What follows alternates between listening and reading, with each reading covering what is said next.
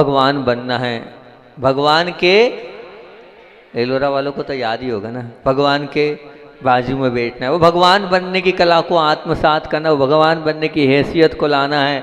और उसमें आज अपनी बारी है, 5वें नंबर की आई है अभीक्ष्ण संवेग।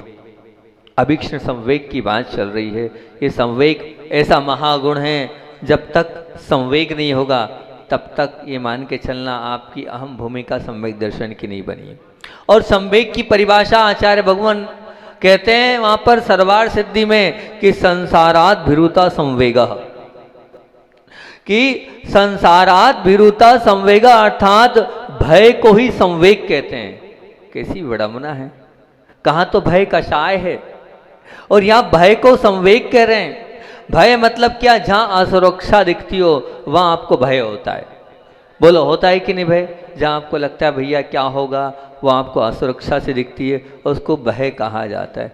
जहां असुरक्षा हो, जहां खौफ हो, जहां त्रासदी दिखती हो, वो कहलाता है आपका भय, वो कहलाता है भय। जहां भय ऐसा होता है घुटना टेक दें हम उस भय के आगे, अपने आप को सरेंडर कर दें हम, वो कहलाता है भय। मान लो कहीं आप फंस गए हो और डर कर रास्ता ढूंढते हो, तो क्या डर कर रास्ता ढूंढते हो तो जो हो वो हम तैयार है, लेकिन कम से कम आप रास्ता तो बता दो, कम से कम इस डर से निकल जाएं, इस भय से निकल जाएं। उसी प्रकार अगर भगवान बनने के लिए आपकी भावना है कि हम भगवान बनना चाहते हैं और भगवान के बाजू में बैठना चाहते हैं, तो आपको डरना होगा। किस किस से डरना होगा? आपको मृत्यु से डरना होगा, आपको पापों से डरना होगा, आपको विषयों से डरना होगा, आपको अज्ञानता से डरना होगा, आपको आसक्ति से डरना होगा, आपको भटकन से डरना होगा, आपको भोगों से डरना होगा, आपको रुदन से डरना होगा। मतलब क्या बोल रहे हैं महाराज जी? ये मंगलाचरण प्रारंभ करते हैं अपन। अभीक्ष्ण संवेग का मंगलाचरण है कि तीर्थंकर बनना है तो मृत्यु से डर होना चाहिए, तीर्थंकर बनना है तो पाप से डर हो, तीर्थंकर बनना है तो विषयों से डर हो, तीर्थंकर बनना है तो अज्ञानता से डर हो, तीर्थंकर बनना है तो आसक्ति से डर हो, तीर्थंकर बनना है तो भटकन से डर हो, तीर्थंकर बनना है तो भोगों से डर हो, तीर्थंकर बनना है तो रुदन से डर हो। ये डर बहुत जरूरी है। जब तक ये डर हमारे जीवन में नहीं आएगा तब तक हम भगवान नहीं बन पाएंगे। तीर्थंकर बनने की सबसे पहली सीढ़ी इसमें है संवेग यानी डर। और सबसे पहला डर क्या बताया हमने? तीर्थंकर बनना है तो मृत्यु से डर होना चाहिए। मृत्यु से डर होगा तो ही आप तीर्थंकर बन जाओगे। सावधान होने का नाम संवेग है, सावधान होने का नाम संवेग है। मतलब संभलो, कदम कदम पर संभलो। काल का प्रहार तुम पर कभी भी हो सकता है, कहीं भी हो सकता है, किसी समय भी हो सकता है। तुम्हारी कोई भी सांस जीवन की अंतिम सांस हो सकती है। अभी कोई भरोसा नहीं है। मैं बोलता नहीं ऐसे शब्द, बड़ी गड़बड़ हो जाती है। मैं बोल देता हूँ वो घट जाता है, तो वो कहानी बड़ी विकट परिस्थिति बन जाती है और कहानी खराब हो जाती है, इसलिए कुछ बोल नहीं रहा हूँ। लेकिन फिर भी क्या बोल रहा हूँ कि तुम्हारी कोई भी सांस जीवन की अंतिम सांस हो सकती है। कभी भी तुम्हारे जीवन का अंत हो सकता है। इससे पहले तुम्हारे जीवन का अंत हो, तुम अनंत को पहचान लो। इससे पहले तुम्हारे जीवन का अंत हो, तुम अनंत को पहचान लो। और जिन्होंने अनंत को पहचान लिया है वही अनंत की यात्रा तक पहुंच सकते हैं। और अनंत ज्ञान, अनंत दर्शन, अनंत वीर के लिए उन अनंत को पहचानना बहुत जरूरी है। इससे पहले कि तुम मरण करो, अपने आप को अमर बनाने का रास्ता पकड़ लो। मरण के पहले अमर बनने का रास्ता देख लो। कैसे मुझे अमर बनना है, उस रास्ते को पकड़ लो। इससे पहले कि तुम मृत्यु को प्राप्त हो, अमरत्व का अनुष्ठान कर लो। अमरत्व का अनुष्ठान ऐसे नहीं होता है जैसे आप लोग लगे हो। अमरत्व के अनुष्ठान के लिए तो, अमरत्व प्राप्त करने के लिए तो अंदर से भावनाओं में ऐसी निर्मलता होनी चाहिए, ऐसा पाप करते वक्त डर होना चाहिए कि मेरा क्या होगा, मैंने इतने पाप कर लिए, इसके माध्यम से मैं कहाँ जाऊँगा। निश्चित रूप से एक दिन मरोगे, चिता जलेगी। एक दिन मरोगे, चिता जलेगी, इसके पहले तुम अपनी चेतना को जगा लो। एक दिन मरोगे, चिता जलेगी। एलोरा वालों, ये आज का लिखा हुआ नहीं है, ये शब्द बता दूं, ये एलोरा के लिखे शब्द हैं। ये एलोरा के उन जंगलों में लिखे हुए शब्द हैं। अपनी अभी तक प्रवचन ही नहीं कर पाया है, क्या करूं। उसके बाद प्रवचन बंद हो गए, फिर कुंडलपुर चले गए, फिर कुछ नई प्रवचन श्रृंखला चालू हो गई, फिर यहाँ आने के बाद वो चली। ये शब्द उन वीरान जंगलों में जहाँ बोलते थे, हम आपको ढूंढ नहीं पाते थे, वहाँ के ये चिंतन लिखा हुआ है कि एक दिन मरोगे, चिता जलेगी, इससे पहले कि तो अपनी चेतना को जगा लो। अगर निश्चित अपनी चेतना को आप जगा लोगे तो आप चेतनत्व को प्राप्त कर लोगे। और चेतनत्व जब जागेगा जब अंतरंग में आपके परिणामों में पाप के प्रति भय होगा, मृत्यु के प्रति डर होगा। एक दिन मरोगे, तुम्हारी अर्थी उठेगी। एक दिन मरोगे, तुम्हारी अर्थी उठेगी। इससे पहले कि अर्थी उठे, जीवन के परम अर्थ को जान लो। क्या बोल रहा हूं? एक दिन मरोगे, अर्थी उठेगी। इससे पहले कि अर्थी उठे, जीवन के परम अर्थ को जान लो कि जीवन का वो परम अर्थ क्या है। अर्थी उठने के पहले भी अगर हम जीवन का अर्थ नहीं समझ पाए तो ध्यान रखना, वो अर्थी अर्थहीन हो जाएगी। उस अर्थी को बहुमान पूर्वक मूल्यवान बनाना है तो जीवन का अर्थ जान लो। बाहर के धन की सुरक्षा के लिए आप खूब चौकीदार रखते हो और चौकसी करवाते हो, आप सब कुछ कर रहे हो, लेकिन जो अपने अंदर का वो जो चेतन धन है उसकी क्षति तुम्हारे अंदर कितनी हो रही है, उसके पीछे आपका चौकन्नापन है कि नहीं है। चेतन जो अंदर बैठा है उसके लिए आपका कितना चौकन्नापन है। जब मृत्यु से डरोगे तो अपने आप रास्ते पर आ जाओगे। बस वो मृत्यु का भय नहीं है आपको, वो मरण का भय नहीं है आपको।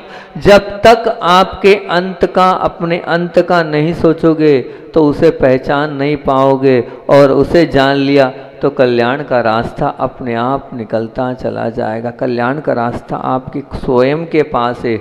बस वो डर आपके अंदर होना चाहिए, वो भय आपके अंदर होना चाहिए। श्वास जो है उसका तो भरोसा है, अभी चल रही, पर आने वाली का कोई भरोसा नहीं है। इसी का नाम संवेग है कि मेरी श्वास आएगी कि नहीं आएगी, यही संवेग कहलाता है। जब मृत्यु का ज्ञान हो जाता है, सब मति अपने आप ठिकाने पर आ जाती है, तब अपने आप धर्म दिखता है। वास्तविकता में अगर मैं किसी को बुलाऊं और किसी से कह दूं कि तुम्हारा 10 दिन का जीवन बचा है, बताओ आप क्या करोगे 10 दिन के? कि महाराज जी हम घुमाएं, ऊटी घुमाएं, पार्टी दे दें सबको बुलाकर कोई बड़ी होटल में। अगर 10 दिन का जीवन में बता दूं कि 10 दिन का है, 20 दिन का है, महीने भर का, आप क्या करोगे बताओ? वास्तविकता में आपका अंत आपको मैंने बता दिया तो आप सब छोड़ दोगे और डर भर जाएगा काय का? मृत्यु का। और उस मृत्यु के डर जब आपको भर जाएगा तो एक बार पढ़ा था मैंने बहुत अच्छी बात कि एक मतलब किसी को दर्द हुआ तो डॉक्टर के पास गया, और डॉक्टर के पास गया, वास्तविकता में वो डर ऐसा मतलब था, डॉक्टर ने कह दिया कि आपको कैंसर के पूरे चांस दिख रहे हैं और इस स्टेज पर कैंसर दिख रहा है कि शायद हो सकता है, फिर एक बार आप इसकी बायोप्सी वगैरह चेकअप वगैरह आप करा लें, बहुत अच्छा रहेगा।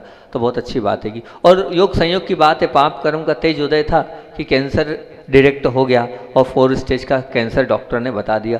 4 स्टेज का कैंसर जैसे डॉक्टर ने बताया तो अब निश्चित रूप से बात यही है, और ये भी बोल दिया ज़्यादा से ज़्यादा महीने भर, और खूब ज़्यादा तो 2 महीने, इससे ज़्यादा आप नहीं जी पाएंगे। अब आप इस परिस्थिति में हैं कि हम आपका कुछ नहीं कर सकते हैं। अब वो सबसे पहले उसने यही सोचा कि जितने लोगों से द्वेष भाव था उससे क्या कर लूँ मैं? क्षमा मांग लूँ, ताकि भैया किसी के साथ कोई, अब जिससे वो कटु बात करता था उससे भी अब क्या कर रहा है? प्रेम स्नेह से बात कर रहा है।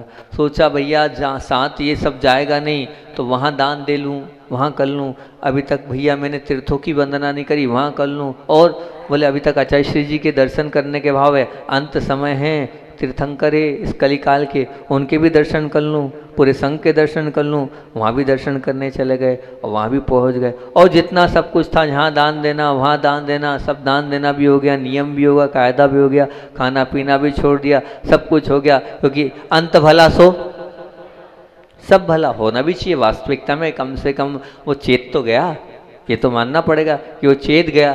चेतने के बाद सब कुछ हो गया। और जब लग रहा है मृत्यु का अंत समय है, पूरा परिवर्तन अपने जीवन को ले आए, और 8 दिन बाद फ़ोन पहुंचा, साहब क्षमा चाहते हैं, आपकी रिपोर्ट नहीं थी, वो गलती से जो है वो रिपोर्ट चेंज हो गई। आपको 4 स्टेज का कैंसर नहीं है, वो तो आपको वायु विकार था, वायु का दर्द है, आपको गठान नहीं है वहाँ पर, वो गलती हो गई, आपसे बार बार क्षमा चाहते हैं। अब क्या हो गया, वही व्यक्ति जो प्रेम और वात्सल्य से बात कर रहा था वो तेज हो गया। वही व्यक्ति जो दान की बात कर रहा था, सत्कार की बात कर रहा था, पूरा व्यवहार परिवर्तित हो गया, सब कुछ बदल गया, खाने में, पीने में, रहने में। अभी तो जो पहनना हो सो पहन लो, ठीक है, क्या पहनना क्या ओढ़ना, मृत्यु पता चल जाएगा तो सजोगे नहीं आप, नहीं आप मेकअप करोगे और नहीं कपड़े पहनोगे। कोई पहनेगा? जिसको दिखती है मृत्यु वो कोई कपड़े पहनेगा? अच्छे से कपड़े भी नहीं पहनेगा। क्रीम पाउडर लगाएगा? नहीं लगाएगा। अच्छे से नहाएगा? अब क्या नहलाना इस काया को, 15 दिन बाद, महीने भर बाद तो जाने वाली। ठीक है, 2 मग्गे पानी डाल लो, भगवान के अभिषेक करना है इसलिए ऐसा कर लो। कितना वैराग्य आ जाता है अगर मान लो वास्तविकता में। मैं तो कह रहा हूँ कि अच्छा है भगवान मुझे ऐसा कोई निमित्त ज्ञान दे दे, सबको मैं उनकी मृत्यु बताते जाऊँ। कम से कम मृत्यु बताते जाऊँगा तो कम से कम धर्म ज्ञान से लोग जुड़ जाएंगे कि हाँ भैया कि इतनी दिन आयु होगी, अब मैं करने योग्य जितने कार्य हों वो कर लूँ। और करने योग्य जो कार्य करने योग्य होते हैं, निश्चित रूप से हम ये समझ नहीं रहे कि आज नहीं हमें कल मरना है। और ये मरण का भय जब तक हमारे अंदर नहीं आएगा तब तक हमारा कल्याण नहीं होने वाला है, निश्चित मान के चलना। जीवन की नश्वरता का बोध जीवन से भागने के लिए नहीं, बल्कि जीवन के प्रति जगाने के लिए करा रहा हूं आपको कि आप जागो, आप उठो, आप सचेत हो। ये कोई भरोसा नहीं है कब मेरा क्या हो जाए। जब समय कम होता है तो जब कोई काम बहुत जरूर। आप एक बात बताइए आपसे, मान लीजिए कि आपके पास सैकड़ों काम है, बहुत सारे काम है, बहुत बड़ा सेटअप है आपका, बहुत सारे काम है आपके हैं, और उन बहुत सारे कामों में अब आपके पास 100 काम है, तो 100 काम है और 100 काम में समय कम है। 100 काम और समय कम। दीपक भाई सुनना बात को, 100 काम है आपके पास और समय कम है। अब समय कम है और 100 काम है तो आप क्या करोगे बताओ? अगर आप बुद्धिमान हो तो जो सबसे बहुत ज़्यादा ज़रूरी काम है उसको आप पहले करोगे कि नहीं? करोगे ना भैया, ये बहुत ज़्यादा इम्पोर्टेंस रखता है मेरे जीवन में, ये बहुत महत्वपूर्ण करी, पहले मैं इसको कर लूँ, उसके बाद आगे के काम के लिए मैं सोचूंगा। आपकी ये मानसिकता और शायद ये आपका मन बनेगा। मेरा तो बनेगा, आपका बनेगा नहीं बनेगा मैं नहीं जानता। तो जब आपका ऐसा मन बनेगा कि जो सबसे ज़्यादा ज़रूरी है उसको मैं पहले कर लूँ, और अब जब मृत्यु निकट है तो आप सबसे पहले जो ज़रूरी वो करोगे ना। मृत्यु निकट है तो सबसे पहले जो ऋषभ भाई वही ज़रूरी वही करोगे ना पहले, बाकी दूसरा तो नहीं करोगे।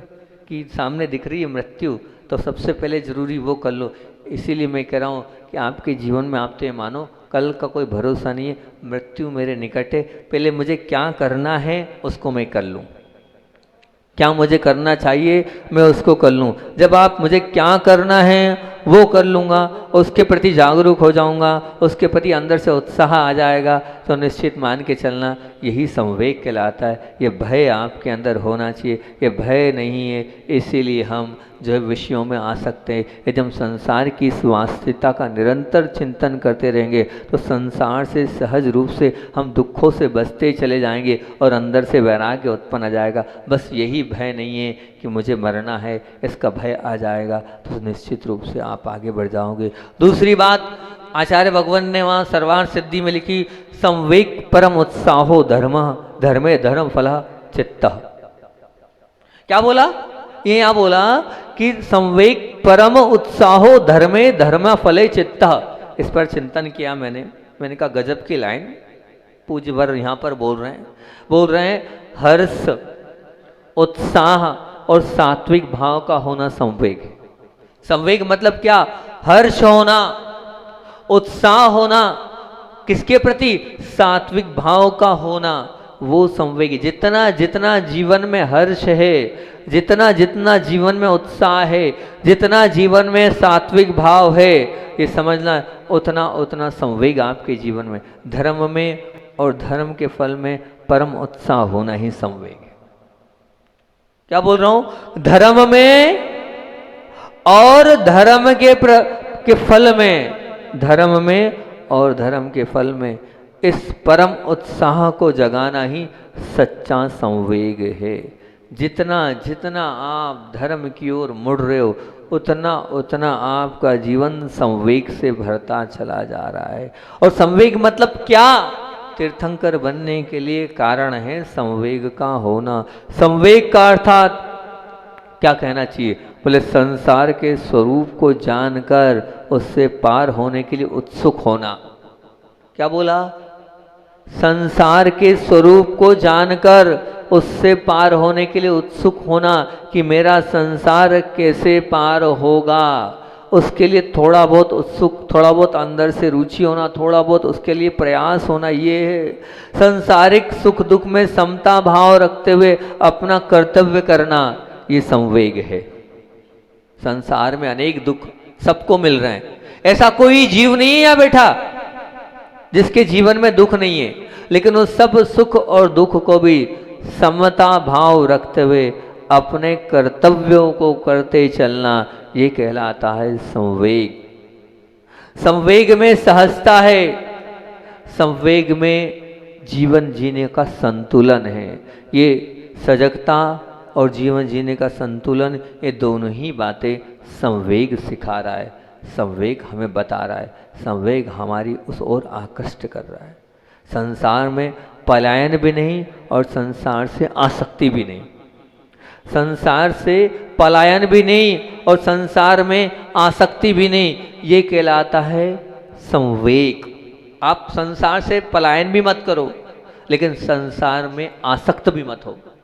पर क्या है, आप संसार से जो है क्या कर रहे हो?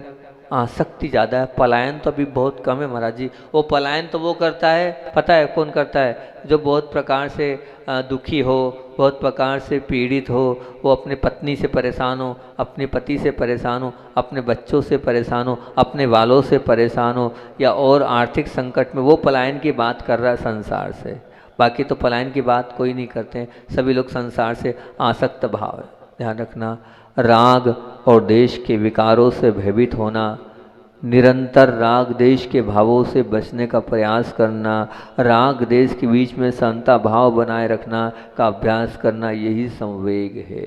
बस राग से बचो, द्वेष से बचो।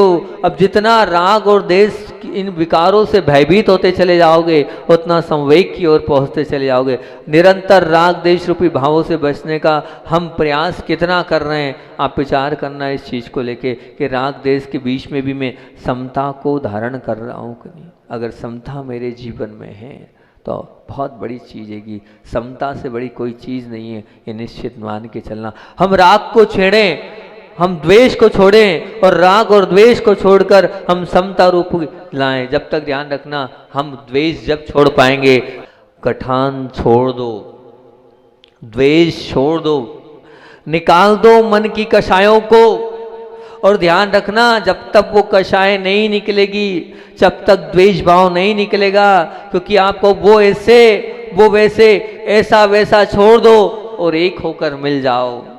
जब तक मिलोगे नहीं, तब तक सच्चे धर्मात्मा नहीं कहलाओगे, और जब तक एक साथ एक दूसरे को समझोगे नहीं, तब तक सच्चे धर्मात्मा नहीं कहलाओगे। सत्वांश वालों सुन लो ध्यान से, प्रेम करो, वात्सल्य करो, स्नेह करो, और मन की कलुषताओं को समाप्त करो। सब अपने हैं, उनकी कुछ अपेक्षा है, आपकी कुछ अपेक्षा है। तुम उनकी अपेक्षा में खरे उतरने का प्रयास करो, तो वो भी तुम्हारी अपेक्षा में खरे उतरने का प्रयास करेंगे। तुम दोगे तो मिलेगा, निश्चित मान के चलना। वो दे चाहे नहीं दे, लेकिन तुम देना सीख जाओ। जो देता है वो महान बनता है, ये बात बिल्कुल निश्चित मान के चलना। और जो देता नहीं है वो महान नहीं बनता। तुम तो सुख देने वाली आत्मा बन जाओ, तुम तो प्रेम देने वाली आत्मा बन जाओ, तुम तो वात्सल्य देने वाली आत्मा बन जाओ, तुम तो क्षमा करने वाली आत्मा बन जाओ, तुम तो सामने वाले के प्रति अच्छे शुभ परिणाम शुभ भाव रखने वाली आत्मा बन जाओ, तुम्हारा कल्याण हो जाएगा। वो क्या है उससे मतलब नहीं है। मैं ही बार बार झुकता रहूं, हाँ तुम ही बार बार झुकते रहो, यही प्रश्न बार बार मेरे पास आता है, मैं कितनी बार झुकूं? अरे झुक जाओ, झुकने वाला ही महान बनता है, झुकने वाला ही भगवान बनता है। आप जितना झुकोगे उतना आप भगवान बनने की यात्रा की ओर अग्रसर हो रहे हो। कल भी यही बात बोली थी, झुक जाओ, अपने मन की कलुषता को समाप्त कर दो, अपने मन के कषाय को समाप्त कर दो, एक हो जाओ। एक जब तक नहीं होगे तब तक आपका कल्याण नहीं होने वाला है। नहीं तो ये कलुषता भाव भाव तक चलेगी, ये द्वेष भाव भाव भाव तक चलेगा, ये बेर भाव आने वाले अनंत काल तक आपका चलेगा। जब तक ये बेर समाप्त नहीं होगा आपका संसार समाप्त नहीं होने वाला है। संवेग धर्म को सुनने बैठे हो तो पहले अपने मन को पवित्र करो और द्वेष भाव को समाप्त करो और गले मिल लो, और जो हो गया उसको भूल जाओ।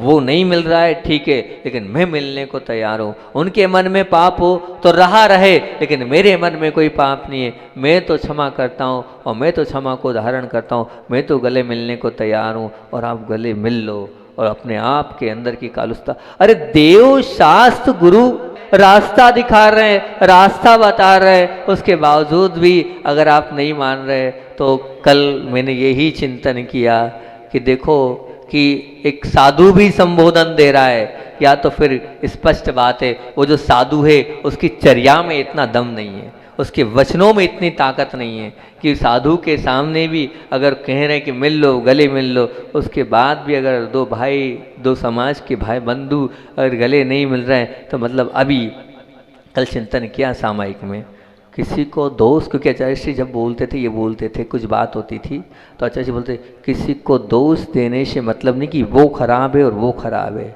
मतलब कुल मिलाकर हमारा कर्म खराब है कि हमारी बात कोई स्वीकार नहीं कर रहा है, हमारी बात कोई मान नहीं रहा है, हमारी बात पर कोई अमल नहीं कर रहा है, तो मेरे कर्म का उदय ही तीव्र है कि मेरी बात का ही इतना महत्व नहीं है और उसको कोई स्वीकार नहीं कर रहा है, उसको कोई मान नहीं रहा है। अगर साधु की बात में दम होता, मतलब साधु का साधुत्व अभी कमजोर है, साधु का साधुत्व अभी कमजोर है, साधु की साधना में भी बट्टा लगा है, अभी साधु की साधना में प्रश्न चिन्ह है। तभी तो साधु की बात एक तरफ हो गई और हम अपना अभिमान, हम अपना ईगो हम छोड़ना नहीं चाह रहे हैं। कल जो बात मैंने बोली थी कि राम सब बनना चाहते हैं, नहीं नहीं ऐसा नहीं, साधु निमित्त है, लेकिन अभी वो निमित्त साधुत्व नहीं में निमित्त नहीं हैगा। दिवाली कल भी बोला था, दिवाली बनाना चाहते हो तो दिवाली जब बनेगी, राम बनना चाहते हो दिवाली बनाना चाहते हो तो दिवाली जब बनेगी, अंदर की किसको छोड़ना पड़ेगा? रावण को निकालना पड़ेगा। और रावण क्या है? अपना अभिमान, उस अभिमान को निछावर कर दो। क्या लाए थे क्या ले जाओगे, क्या लाए थे क्या ले जाओगे? आपस में मिल लोगे, प्रेम कर लोगे, वात्सल्य कर लोगे तो दुनिया याद रखेगी, नहीं तो झगड़ते रहोगे, मरते रहोगे, दुनिया याद करती रहेगी कि इनने ऐसा ही झगड़ा किया, ऐसे ही कसाय करी। दुनिया उन्हीं को याद करती है जो गले मिलते हैं, जो प्रेम करते हैं, जो वात्सल्य रखते हैं, जो स्नेह रखते हैं, और साथ वही प्रेम वात्सल्य स्नेह जाएगा। कालुस्ताओं को खत्म कर दो, मन का मेल मिटा दो, मन की गंदगी को मिटा दो। वो करें चाहे नहीं करें, लेकिन मुझे करना है, मैं करूँगा। अपने अंदर के ईगो को, अपने अंदर के अभिमान को आप समाप्त करके वास्तविकता में अपने जीवन को उत्कृष्ट बना लो, अपने जीवन को अच्छा बना लो। आचार्य भगवान के सामने एक साधक ने ये बात बोली, मुझे संलेखना करना है, मुझे समाधि मरण करना है। आचार्य श्री का संस्मरण भी हो जाएगा क्योंकि समय बचा नहीं और बहुत लेट भी होना है। तो आचार्य भगवान के सामने जब ये वाली बात बोली तो आचार्य श्री क्या पता कौन सा हो सकता है उनको हो अवधि ज्ञान, मैं तो नहीं कह सकता, लेकिन वो देखते थे और पहचान जाते थे। और पहचानने के बाद उन्होंने बड़े उससे बोला हमारे इतने उपास हो गए, हमने ऐसा ऐसा किया, हमने 12 साल की समाधि ली। अब मैं वहीं बैठा वहीं खड़ा था और आचार्य श्री ने सीधे एक ही बात बोली, जबकि वो गुरुदेव के पास पहली बार आए, इंदौर के सज्जन थे वो पहली बार आए और हमारे मतलब पूर्व अवस्था के गुरुदेव की बहनें उनको लाई थी। उन्होंने एक ही बात बोली, पता है क्या बोला? बहुत अच्छी साधना है, आप सबसे पहले कसाय सल्लेख ना करो। क्या बोला? सबसे पहले कसाय सल्लेख ना करो, काय सल्लेखना को छोड़ दो, ये उपास को छोड़ दो, 12 वर्ष की जो आपने ली इसको छोड़ दो। क्या बोल रहे हो आप? बोले अंदर जो बैठा हुआ इसको निकालो, अभी समाधि नहीं होगी, अभी आपका मरण बिगड़ने वाला है, अभी समाधि जभी होगी, सुमरण जभी होगा जब आप अंदर का ये सब निकालोगे, इसको लेके साथ जाओगे तो नहीं होगा। नहीं मैंने सबको क्षमा, अभी भी उनसे इनसे किसी से तो होगा। तो फिर अपने आप उन्होंने स्वीकार कर लिया, हाँ अभी उनसे हमारी बात नहीं। क्यों? बोले वो हमारा सामाजिक मुद्दा था, हमारे मंदिर का झगड़ा था, उस मंदिर के झगड़े में उन्होंने हमारे साथ ऐसा बोला था, ऐसी गाली दी थी, ऐसा व्यवहार की, सबसे क्षमा मांग ली, लेकिन बस उनसे क्षमा मांगने को तैयार नहीं हूँ। अब बताओ, मरण समय चल रहा है, मतलब मरण तक गठान और गांठ हो गई। आचार्य श्री के शब्द थे, जब तक आप उनसे क्षमा याचना नहीं करोगे, उनने ले ली हमारी वो चीज, अरे ले ली, अच्छा तुम्हारी ले ली, वो साथ लेके जाएंगे या तुम साथ लेके जाओगे? बोले नहीं, ना मैं साथ लेके जाऊंगा ना वो साथ लेके, अरे तो यहीं जाएगी, तो फिर काय को उसके टुकड़े पर झगड़ा कर रहे हो? अगर सल्लेखना चाहते हो, सुमरण चाहते हो, समाधि मरण चाहते हो, तो कसाय सल्लेखना पहले करो और मन की गांठ को आप खोलकर पवित्र कर लो और आपस में क्षमा याचना कर लो। वो साधक भी अलबेला था, मेरे पास ताकत नहीं है, मेरे में अभी इतनी दम नहीं है, मेरे में इतनी हिम्मत नहीं कि मैं बोल रहा हूँ, आप लोग नहीं मिल रहे, मतलब मेरी कमी है। आचार्य श्री जी ने बोला, अगले दिन ही अपने बच्चों से बोला उनको बुला लो और बोले मैं क्षमा मांगूंगा मैं। अब वो वृद्ध अवस्था में उन्होंने उनसे क्षमा मांगी, क्षमा मांगने के बाद बहुत सुंदर रूप से उनकी समाधि हुई। आचार्य शिव प्रसन्न सुमरण करके वे 4 उपास के दान उनके वहाँ समाधि मरण हुई। पर पहले उन्होंने छोड़ा, अंदर के कषायों का त्याग किया, तब कहीं जाकर उपवास के साथ यम संलेखना पूर्वक समाधि हुई। वो गुरुदेव थे, वो तो अवधि ज्ञानी थे, तो उन्होंने जान लिया कि इनके मन में गांठ है। अब वो कैसे जाने, वो तो वो जाने कि ज्ञान हमने पूछा अच्छा सी आपको किसे पता चला? सब गुरुदेव ज्ञान सागर जी की कृपा है, वो सब ज्ञान सागर जी पे डाल देते थे, सब उनकी कृपा है, उनकी कृपा से हो जाता है। तो बस मैं अगर जितने लोग बैठे हैं, वास्तविकता में अगर अपना मरण नहीं बिगाड़ना है, अपने मरण को सुमरण करना है, समाधि मरण के साथ मरना है, अगली पर्याय को अच्छा बनाना है, आप सब निकाल दो, सब छोड़ दो और गले मिल लो, प्रेम कर लो, स्नेह से एक दूसरे के साथ जुड़ जाओ, तो ही आपका सुमरण होगा। उनने क्या किया? छोड़ दो, मुझे अपने आप से पवित्र होना, वो गले मिले चाहे नहीं मिले, मुझे गले मिलना है और आप गले मिल लो। निश्चित मानना आप इतनी प्रतिमाओं का, इतना धर्म, इतना अनुष्ठान, इतना पूजा कर रहे हो, वो सब सार्थक होगा, वही आपके साथ जाने वाला है। लेकिन आप पहले पवित्र बन जाओ, आप क्षमा कर दो, आप मिल लो, वो मिले चाहे नहीं मिले। तो ध्यान रखना, मैं बोलता नहीं, उन्हें तो गड़बड़ हो जाती है, कहानी बिगड़ जाती है। ध्यान रखना फिर क्या होता हैगा, मरण बिगड़ता, किसी एक का नहीं बोल रहा हूँ, लेकिन मृता जो गुरु वाणी है वही बोल रहा हूँ, मरण बिगड़ेगा। अगर आप अपना मरण सुधारना चाहते हो, यहीं का यहीं निपटारा कर लो, यहीं के यहीं उसको सुधार लो तो बहुत अच्छा रहेगा। आगे की और बात अभी हाल रह गई, तो एक ही पॉइंट हो पाया है, मरण से डर की बात हुई है। पाप से भी डर हो, विषयों से भी डर हो, अज्ञानता से भी डर हो, आसक्ति से भी डर हो, भटकन से भी डर हो और भोगों से डर हो और रुदन से डर हो। इसकी बात अपन कल करेंगे। बोलिए आचार्य वन विद्यासागर जी महामुनि राज की।